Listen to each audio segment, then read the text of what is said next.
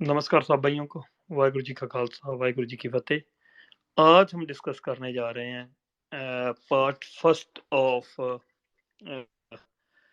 जो ब्राह्मण समाज या ब्राह्मणिकल ग्रंथ आते हैं या जितना भी लिटरेचर आ रहा है उनके बारे में कि ये जो सारा लिटरेचर आ रहा है, अगर हम इसकी रूट कॉज में जाएंगे, रूट्स में जाएंगे कि कहाँ से बनकर आ रहा है, तो जो हमारे सामने सबूत निकल के आते हैं, बहुत सी ऐसी थ्योरीज आई हुई हैं कि यूरेशिया से आए, जिसको यूरोप और एशिया यहाँ पर मिलते हैं जहाँ, और भी बहुत सी ऐसी थ्योरियां हैं कि ये वेद जो थे ये 5 दरियाओं की धरती पे लिखे गए, जो कि बिल्कुल बोगस साबित हो चुकी हैं, क्योंकि संस्कृत या पाली कभी भी इस खित्ते की भाषाएं नहीं रही हैं।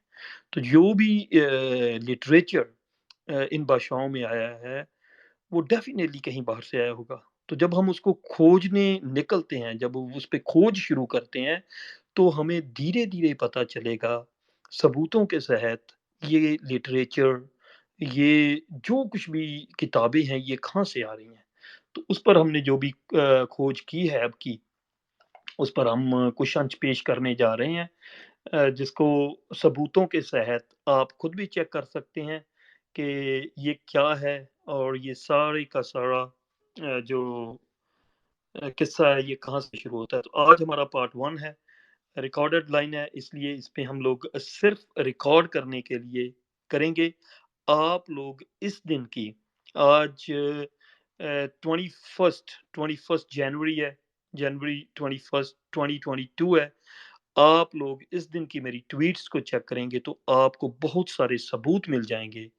मैंने टैग्स बना दिए हैं, आप लोग जाके तस्वीरों में हर जगह पर चेक कर सकते हैं, कंफर्म कर सकते हैं, और खुद भी इन बातों पे सर्च कर सकते हैं कि नॉर्थ वेस्ट इंडिया, जिसे जाटलैंड भी कई लोग कहते हैं, और कबीले, जाट कबीला, गुजर कबीला, सैनी कबीला, कंबोज कबीला, खत्री कबीला, लग बहुत से कबीले रहते हैं और रहेंगे। अ, ये कबीले तब भी यहाँ पर थे जबकि धर्म नाम की कोई चीज नहीं आई थी। इवन लिटरेचर भी पैदा नहीं होना शुरू हुआ था। इंसानों ने लिटरेचर लिखा है, ताकि लिटरेचर ने इंसान बनाए हैं। तो इंसानों ने लिटरेचर बनाया है, ना कि लिटरेचर ने इंसान बनाए हैं। इसलिए ये कबीले तब भी यहाँ पर रह रहे थे जब ये अभी लिटरेचर पैदा भी नहीं हुआ था। आज हम एक के बाद एक सबूत, 35 किश्तों की ये हम सीरीज करेंगे, 35 सबूत रखेंगे लोगों के सामने, जिससे क्लियर कट हो जाएगा कि वो धार्मिक किताबें या वो धार्मिक ग्रंथ कहाँ से आते हैं, जिनका आजकल बहुत जोर शोर लगाया जा रहा है कि ये भारत से हैं, भारत की सभ्यता है, ये सारा कुछ जो है। तो उसके लिए आज हम पहला सबूत पेश करने जा रहे हैं। Very less facial hair, very less facial hair, male males में बहुत कम मुंह पर जो बाल हैं वो कहाँ पर होते हैं, क्योंकि हमने बहुत सी मूर्तियां देख रखी हैं जहाँ पर के बाल बिल्कुल नहीं है, जितने भी वो लोग हैं उनके बाल नहीं हैं। तो हम सोचने पर मजबूर हो जाते हैं कि अगर इन्हें हमारे एंसेस्टर कह के प्रचार किया जा रहा है, तो हमें इनके साथ अपना जेनेटिकल हिस्ट्री या जेनेटिकल डाटा भी मैच करना चाहिए। तो जब हम उसकी कोशिश करते हैं तो वो जेनेटिकल डाटा नहीं मिलता, वो जेनेटिकल ट्रेट्स, वो जेनेटिकल क्राइटेरियाज नहीं मिलते। तो इसलिए हम पहली जो सबसे पहला हम काम करेंगे वो फेशियल, लेस फेशियल हेयर पर, कि वो कौन सी ट्राइब्स या वो कौन से कबीले हैं जिनकी ये पिक्चराइजेशन हो रही है, या जिनकी ये मूर्तियां बनी हुई हैं, उनके बारे में। सबसे पहले हम बात करेंगे, आप भाई लोग भी अपने अपने, अगर आप किसी ऐसी पिक्चर को सामने रख सकते हैं, ऐसी गूगल में से पिक्चर निकाल सकते हैं, तो दो पिक्चरों को आपको निकालना पड़ेगा। दो पिक्चरें निकाल सकते हैं, तीन पिक्चरें निकाल सकते हैं, वो आपकी चॉइस है। ज़्यादा पिक्चरें निकालनी चाहते हैं तो ज़्यादा पिक्चरों के भी हमारे सामने सबूत आप रख के इन मेरी बातों को कंपेयर कर सकते हैं। एक श्री राम जी की पिक्चर अपने सामने रखनी है, लेफ्ट पे, लेफ्ट पे अपने श्री राम जी की पिक्चर रखनी है, और साथ में रखनी है आपने कृष्ण जी की, शिव जी की, ऐसी जितनी भी ब्राह्मणों के द्वारा बनाई गई कहानियाँ जो हमें दी गई हैं, उनमें से जो तस्वीरें आती हैं, वो आपने अपने सामने रखनी हैं। और दूसरी तरफ अ, दूसरे हाथ पे अपने रखनी है धन्ना भगत जी की, कबीर जी की, रविदास महाराज की, श्री गुरु नानक देव जी की, और जितने भी हमारे संत महापुरुष यहाँ से होके गए हैं, इनकी। एक हाथ पे जो ब्राह्मणों ने हमें हिस्टोरिकल कहानियां बताई हैं कि जाट जहाँ से पैदा हुए, जाट वहाँ से पैदा हुए, ये वहाँ से पैदा हो गया, वो यहाँ से पैदा हो गया, उस पे। और दूसरी तरफ आपने रखनी है वो जो मैंने आपको बताया, जो हमारे एक्चुअल गुरु साहिबान यहाँ से हैं, उनकी। तो आपको समझ आ जाएगी। मैं ऊपर पोस्ट करने जो आज लोग हमारे साथ यहाँ पर जुड़े हुए हैं, उनके लिए 3 ट्वीट्स ऊपर लगाने जा रहा हूँ। तीनों ट्वीट्स को आप बार-बार देखेंगे तो हमें पता चल जाएगा कि हमारे जो पूर्वज थे, वो राम, कृष्ण या ये लोग थे, जहाँ हमारे पूर्वज धन्ना जी, महाराजा रणजीत सिंह जी, रविदास महाराज, कबीर जी, और छत्रपति शिवाजी महाराज थे। तो आइए शुरू करते हैं। और साथ में मैंने नीचे पिक्चरें भी दे दी हैं सबूतों के लिए कि फेशियल हेयर कहाँ पर कम होते हैं। फेशियल हेयर, जिसको दाढ़ी और मूछ कहते हैं, जब हम भारत की तरफ देखते हैं तो भारत में आप खुद भी देखिए कि अगर आप दाढ़ी मूछ नहीं काटते तो आपके गालों पे, गर्दन पे, हर जगह पे दाढ़ी आ जाती है, और मूछें भी बहुत बड़ी बड़ी आती हैं।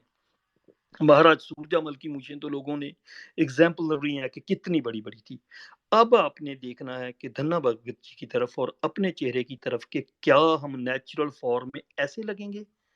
जहाँ आपने देखना है राम जी, कृष्ण जी, और जितनी भी ब्राह्मणी कहानियों से हीरोज आते हैं, उनकी तरफ कि क्या हम देखने में ऐसे लगेंगे।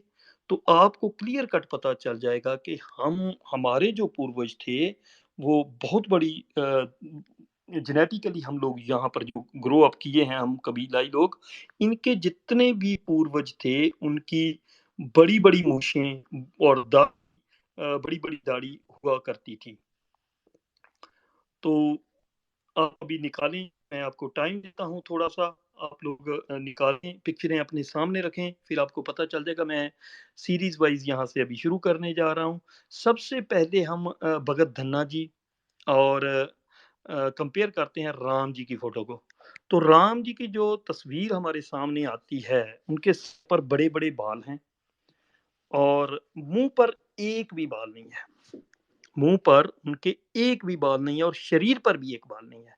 ऑन द अदर हैंड, पूर्ण वस्त्र पहने हुए, चादर में और कुर्ते में, और खिसी, जिसको सर्दी से बचने के लिए, और सर पे पगड़ी, और बड़ी बड़ी मूछें, बड़ी दाढ़ी वाले धन्ना भगत जी की तस्वीरें आपको आम मिल जाएंगी। अगर हम अपनी तस्वीर को नेचुरल फॉर्म में और धन्ना जी की तस्वीर को नेचुरल फॉर्म में कंपेयर करते हैं, तो हमें क्लियर कट साफ पता चलता है कि हमारे एंसेस्टर्स जो होंगे, धन्ना धन्ना भगत जी रहे होंगे। ऑन दी अदर हैंड, आपने अब कुछ एक तस्वीरें निकालनी हैं, जो तस्वीरें आपको मिल जाएँगी, इंटरनेट से मिल सकती हैं या किताबों से मिल सकती, जिसमें आप साउथ ईस्ट एशिया, मतलब थाईलैंड, कंबोडिया, और वहाँ के जो मेल्स हैं उनकी देखेंगे, तो आपको क्लियर कट पता चल जाएगा कि उनके नेचुरल फॉर्म में ही मुँह पर बिल्कुल बाल नहीं है। उनको शेव करने की ज़रूरत नहीं पड़ती, कुछ नहीं करने की, उसके बजाय बहुत कम बाल होते हैं उनके मुँह पे, और जितने बाल होते हैं वो अच्छे भी नहीं लगते, तो उनके पोर्ट्रेट्स जितने भी बनाए जाएँगे, वो उस फ़ॉर्म में बनाए जाएँगे जिस फ़ॉर्म में ईज़िली वो गुड लुकिंग, हम लोग दाढ़ी में, मूँछों में, बड़ी-बड़ी मूँछों में अच्छे लगते हैं। क्योंकि उनके बाल बहुत ऊबड़-खाबड़ आते हैं मुँह पे, तो वो लोग रहने नहीं देते, सफ़ा चट रहते हैं। तो अगर आप अब राम जी, कृष्ण जी, शिव जी, इन सब की जो ब्राह्मणिकल कहानियों से आते हैं कैरेक्टर्स और लॉर्ड्स हैं, वो डेफ़िनिटली वो भी किसी के एंसेस्टर हैं। ऐसा नहीं है कि वो किसी के एंसेस्टर्स नहीं हैं। उनकी तस्वीरों को अब आपने कंपेयर करना है साउथ ईस्ट एशिया के लोगों के साथ, तो आपको क्लियर कट पता चल जाएगा कि ये जो कहानी है, ये साउथ ईस्ट एशिया से आ रही हैं, ना कि इनका भारत की धरती से कोई लेना-देना है। भारत के नॉर्थ वेस्ट से तो बिल्कुल भी लेना-देना नहीं है। अ, और अब मैं आगे कुछ एक और तस्वीरें भी आपको पेश करने जा रहा हूँ, नाम भी आपको बताने जा रहा हूँ, तो उससे आप और भी समझेंगे। अब हम थोड़ा-सा आगे चल के देखते हैं, मैंने लिंक ऊपर पोस्ट करने लगा हूँ, आप उसको देखें, सीरीज़ बाय सीरीज़ जाएँगे तो और भी होगा। महावीर जी भी हमारे साथ जुड़ चुके हैं और मेरे को कुछ भाइयों ने, हरप्रीत जी आपने, महावीर जी और एंजेला जी आपने बताना है कि क्या वो ऊपर हो चुकी है, आपने खोल के भी देखना है। ताकि लोगों को पता चल जाए कि वो ऊपर आ चुकी है। ये गूगल ड्राइव जो है, इसका मैंने लगा दिया है लिंक ऊपर, एक बार खोल के देखें। हरप्रीत जी मैं आपसे सुनना चाहता हूँ। महावीर जी नीचे भी अगर किसी भाई को नहीं मिल रही तो वो लिंक लिंक आ गया ऊपर। आप, हाँ जी, कंग साहब, अगर हमारे अगर तो है ना, जब स्कूली किताबों में भी अगर ऐसी कोई कार्टून फोटो आती है ना, तो हमारे 5 साल का बच्चा जिसका बुद्धि लेवल विकास करना शुरू करता है ना, उसके पास हाथ में भी अगर पेन लग जाता है ना, तो बिना मूंछ वाले को हमारे यहाँ निमूछिया बोलते हैं, निमूछिया की मूंछ लगा देते हैं ऐसे फोटो में। बच्चे ही लगा देते हैं कि इसकी मूंछ नहीं है, इसकी मूंछ लगाओ सेठ बैठ जाएगी। मतलब हाथ से कारीगरी कर देती है किताबों में। बिल्कुल जी, बिल्कुल। सबसे पहले जो है 2 हमारे पास तस्वीरें हैं, एक श्री राम की और एक धन्ना जी की। तो क्लियर कट जैसे मैंने स्टार्ट किया था आपको बताया कि अगर हम धन्ना जी की तस्वीर को नेचुरल रूप में अपनी तस्वीर को देखते हैं तो हमें क्लियर कट पता चलता है कि धन्ना जी ही हमारे पूर्वज होंगे। फिर हमें कुछ पुरातन मूर्तियाँ जो साउथ ईस्ट एशिया से या उस तरफ से मिलती हैं, तो उनमें क्लियर कट दिख रहा है कि सर के बाल तो हैं, पर वहाँ पर मूछें नहीं हैं। मूछ, दाढ़ी बिल्कुल नामो-निशान नहीं है।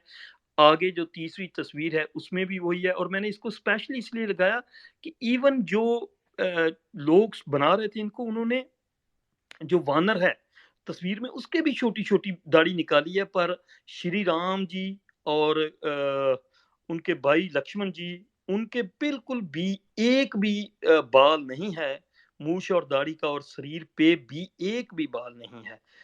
आगे हम कृष्ण जी की भी तस्वीर देखते हैं तो कृष्ण जी का भी वही है। तो इसका मतलब है राम, श्री राम, ये कृष्ण जी, ये सभी एक ही जगह से आए हैं। एक ही जगह से आई हैं ये कहानियाँ या ये अब हम आएँगे भारत के लोगों की। इसमें इसीलिए मैंने यहाँ से स्टार्ट की कि अगर किसी ने मॉडर्न टाइम पे दाढ़ी कटवाई भी है तो देखें मूछें बहुत ज़बरदस्त किस्म की हैं। इधर हमारे वॉरियर्स जो निकले हैं, देखें कितनी-कितनी बड़ी दाढ़ी, मूछें और तस्वीरें भी लगाई। इवन जो लोग शेव भी कर रहे हैं तो सुबह निकलते तक दाढ़ी मूंछ से उनके मुँह भर जाते थे। मैंने राजस्थान से, हरियाणा से, पंजाब के लोगों से निकाली है तो राजस्थानी लोगों के देखे कैसी बड़ी-बड़ी मूछें, बड़ी-बड़ी ज़बरदस्त किस्म की वो दाढ़ी और मूछ रखा करते थे। फिर मैंने साउथ की तरफ जाते हुए छत्रपति शिवाजी महाराज को उनकी जिस किसी ने पोर्ट्रेशन की है तो उनके भी दाढ़ी और मूछ है। ऐसा नहीं है कि वो उनके दाढ़ी मूछ नहीं है। किसी भी नीचे हमने किसान आंदोलन से कुछ तस्वीरें ली हैं, उसमें भी अगर देखें जाए तो पंजाब, हरियाणा, राजस्थान के जो लोग हैं, उनकी। आगे आते हैं हमारे चौधरी पोकाराम डूडी, चौधरी रामदीन जी ढौकिया, ये हमारे बुजुर्ग हैं जो निकल के गए हैं। पंजाब, हरियाणा और राजस्थान की विजय सिंह पथिक, चौधरी मातूराम हुड्डा, चौधरी रामदीन जी ढौकिया और हनुमान जी चौधरी और राणा जी। उसके नीचे जब हम तस्वीरों में जाते हैं तो हमें चलते हैं कंग सीधा साहब, साउथ ईस्ट एशिया की तरफ। विजय सिंह जी पथिक है ना, विजय सिंह जी पथिक राजस्थान किसान आंदोलन मुक्तिदाता है, ये गुज्जर थे, बहुत बढ़िया क्रांतिकारी थे। इन्होंने राजस्थान की जो जमीन किसानों के नाम करवाई है ना, जाटों पर तो इनका बहुत एहसान है, गुज्जर होते हुए भी एक ही है। अब ये लोग बोलते हैं ना कि हाँ, गुज्जर जाट अलग अलग है, ये एक ही है हम। हाँ जी, बिल्कुल, इसीलिए मैंने अकेला गुज्जर जाट से नहीं लिया, मैंने अलग-अलग ट्राइब से, अलग-अलग ट्राइब से लिया हुआ है सबको। तो उसके आगे में मैं जाता हूँ इनके बाद में साउथ ईस्ट मातुराम। एशिया के लोगों, साउथ ईस्ट एशिया के मेल्स की मैंने कुछ तस्वीरें ली हैं। आप क्लियर कट देख सकते हैं कि उनके फेशियल हेयर युवा, पूर्ण रूप से युवा लोगों के लिए उनके फेशियल हेयर या उनकी बॉडी पर जो हेयर्स हैं, वो बहुत कम है। नेचुरली तौर पर बिना शेव किए हुए बहुत कम है। अगर हैं भी तो जिनको लिप चिन हेयरिंग कहते हैं, बिल्कुल जो आपके लिप्स होते हैं, होंठ होते हैं तो होठों के चारों तरफ होती हैं, ना कि गालों पर, गर्दन पर। ये बड़ी-बड़ी मूछ-दाढ़ी नहीं होती। आपको क्लियर कट रिज़ेम्बलेंस दिखनी शुरू हो जाएगी कि डेफ़िनेटली श्री राम या कृष्ण जी या जितने भी ये लोग आए हैं, तो ये डेफ़िनेटली यहाँ से आए हैं, वो यहाँ पर है। और ये मैंने आगे जो उनके मॉडर्न टाइम के किंग हैं, किंग रामा, जो उनकी चक्री डायनेस्टी चली है थाईलैंड में, उसकी भी कुछ सबूत लगाए हैं। और उनकी पूरी की पूरी जो डायनेस्टी है, आगे से आगे राम और उन लोगों की जो डायनेस्टी चलती है, वो भी लगाई है। उससे हमें काफ़ी समझने में मदद मिलेगी कि ये लोग कौन थे और कहाँ से ये लोग आए थे। अब उसके बाद में मैं 3 तस्वीरें और इसमें ऐड करने जा रहा हूँ। आप उनको भी देखें, तो आपको पता चल जाएगा कि देखें, ज़रूरी नहीं है ये उनकी हूबहू पिक्चरें हैं, मैं ये नहीं कहता, पर अगर कोई इमेजिनेशन भी कर रहा है, तो जैसा उसने सुना वैसा ही उसको पोर्ट्रे करेगा। अब मैं आगे कबीर जी की आपके लिए लगाने जा रहा हूँ। कबीर जी की पिक्चर को आप ध्यान से देखें, आपको दाढ़ी-मूछें साफ मिल जाएँगी वहाँ पर। और उसके आगे में हम रविदास महाराज की तस्वीर लगाने जा रहे हैं।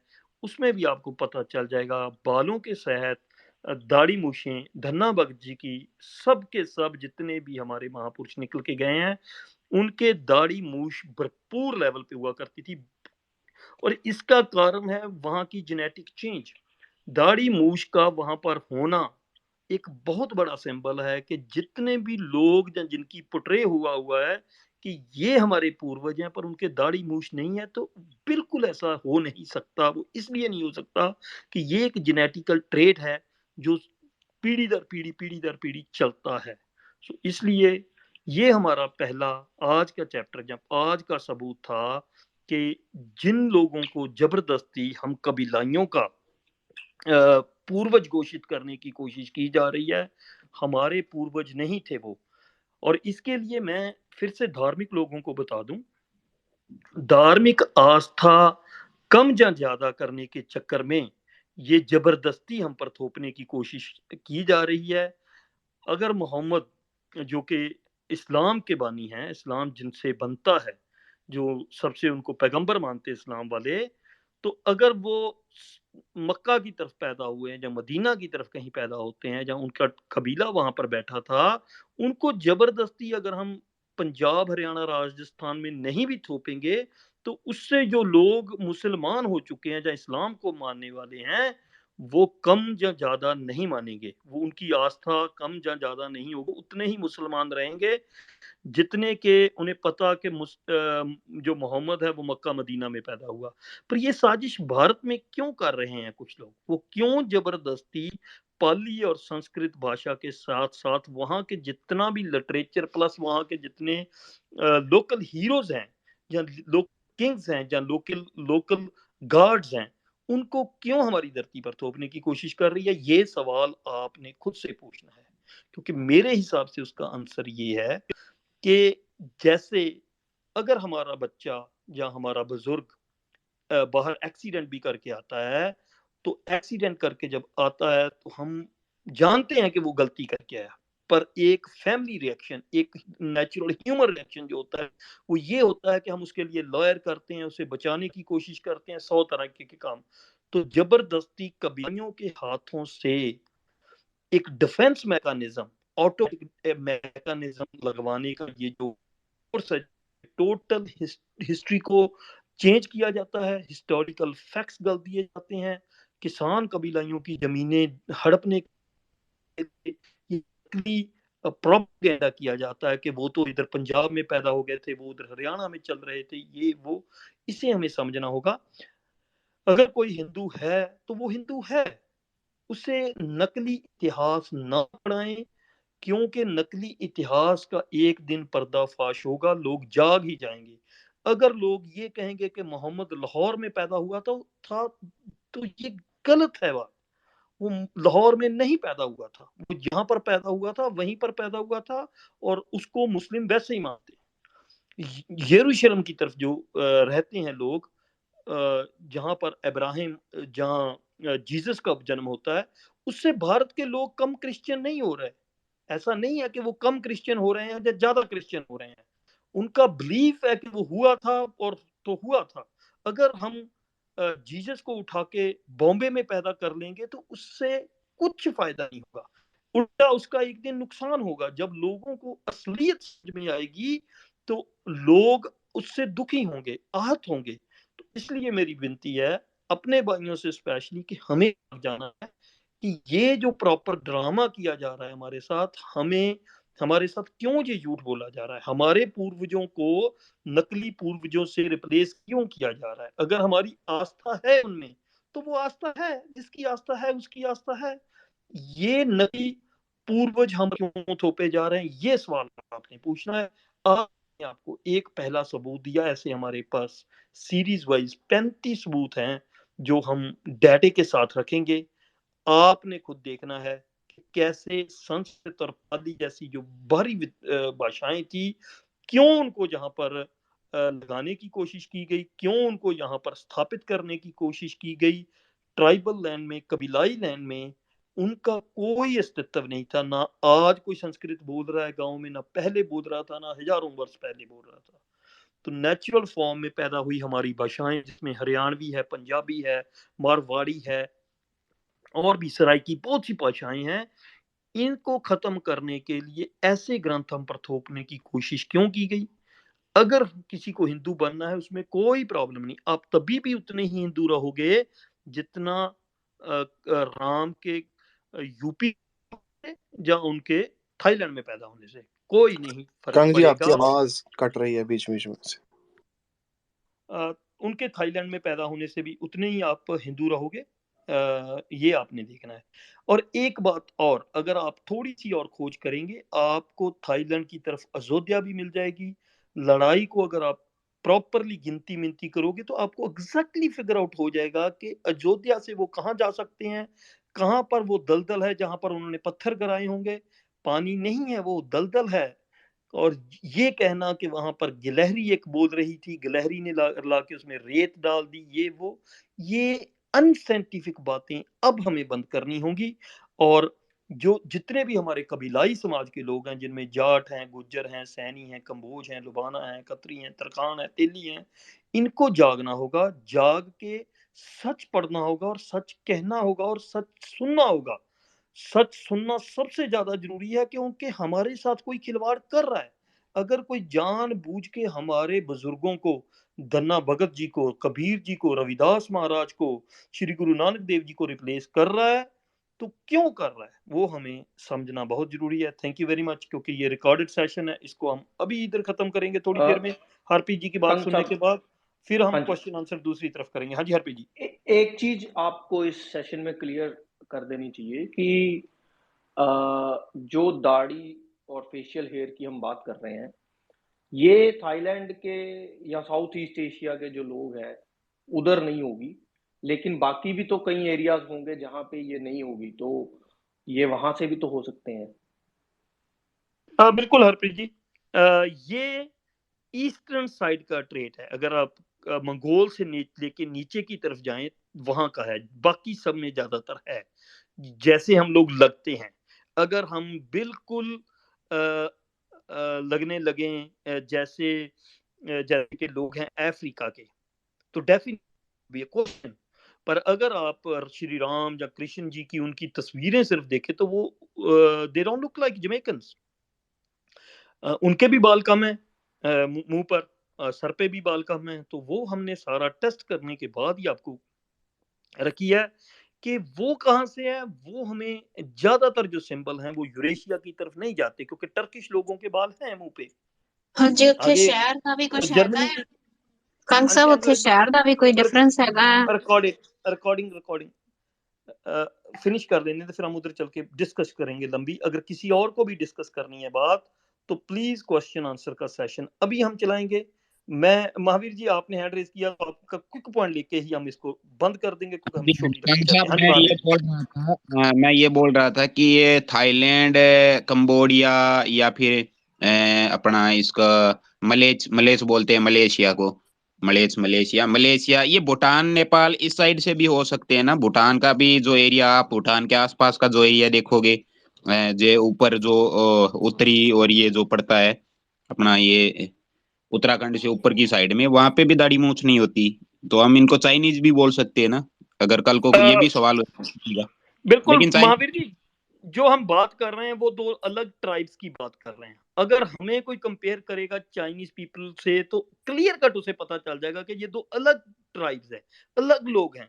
देखने से इवन नेपालीज पीपल जो हैं उनको देखने से पता चल जाता है कि ये यूपी के नहीं हो सकते, ये पंजाब के नहीं हो सकते, ये हरियाणा के नहीं हो सकते, ये राजस्थान जोधपुर के नहीं लोग हो सकते। दूर से देखने से हमें पता चल जाता है। तो डेफिनेटली वो जो सारा खित्ता है, अगर आप बार बार मैप पर बैठें, भूटान की तरफ से म्यांमार होते हुए थाईलैंड कंबोडिया की तरफ जाएं, तो आपको क्लियर कट वो एक जो ट्राइब बैठी हुई है उसके बारे में क्लियर कट आपको पता चल जाएगा कि ये जितना भी लिटरेचर, और संस्कृत भी वहां की भाषा है, ये भी समझना होगा। संस्कृत से पैरेलल जो भाषाएं चली हैं वो वहां की आज भी भाषाएं हैं। प्लीज रिक्वेस्ट है मेरी, बाकी सच को आपने खोजना है। स्पेशली हम जितने भी ट्राइबल्स हैं, स्पेशली जाट लैंड की तरफ बैठे हुए लोग, जिसमें जाट, गुज्जर, सैनी, कंबोज, खत्री, तरखान, तेली, ये सब आते हैं। मेरा कहने का मकसद सिर्फ ये है कि हमें अपने जो पूर्वज हैं, एंसेस्ट्री है, उसको किसी से भी रिप्लेस नहीं करने देना। चाहे वो ब्राह्मण आके करनी चाहे, चाहे वो मुस्लिम करनी चाहे, या क्रिश्चियनिटी। फेथ अपनी जगह पे, आप अपने धर्म को मानो या कम मानो या ज्यादा मानो, उसका इस चीज से कुछ लेना देना नहीं है। आप लोगों ने अपनी एंसेस्ट्री, जो आपसे शरारत हो रही है, वो नहीं होने देनी। इस बात पर जो हमने आज बात की है कि बहुत कम बालों का होना दो अलग अलग ट्राइब्स में, और अपने पूर्वजों पे खोज करें, आपको क्लियर कट पता चल जाएगा कि ये नहीं, ये गन्ना भगत जो है ये है हमारा पूर्वज। Thank you very much. इसी के साथ आज का ये रिकॉर्डेड सेशन हम बंद करते हैं। दूसरी तरफ अगर किसी को नीचे से सवाल जवाब हैं तो प्लीज दूसरी तरफ हमारे साथ आएं। मैं फिर से कहता हूं, ब्राह्मण या जितने भी ब्राह्मणिक लिटरेचर आया है, हम लोगों का ये दावा है कि ये साउथ की तरफ से, साउथ ईस्ट एशिया की तरफ से आया है, नॉर्थ वेस्ट की तरफ, ना कि नॉर्थ वेस्ट से ईस्ट की तरफ गया है। Thank you very much. इसी के साथ बंद करते हैं। कल को फिर इसी टाइम पे हम जुड़ेंगे। आधे घंटे का सेशन होगा और उसमें हम जो अपना नंबर 2 मुकट मींस क्राउन, कि कैसे हमारी पगड़ी की एवोल्यूशन हुई जो हमारे बुजुर्ग पहना करते थे, और कैसे ये जो क्राउन मुकुट है इसकी कहाँ कहाँ पर एवोल्यूशन हुई है, कहाँ कहाँ पर ये इवॉल्व हुआ है, ये होगा हमारा कल का chapter. Thank you very much.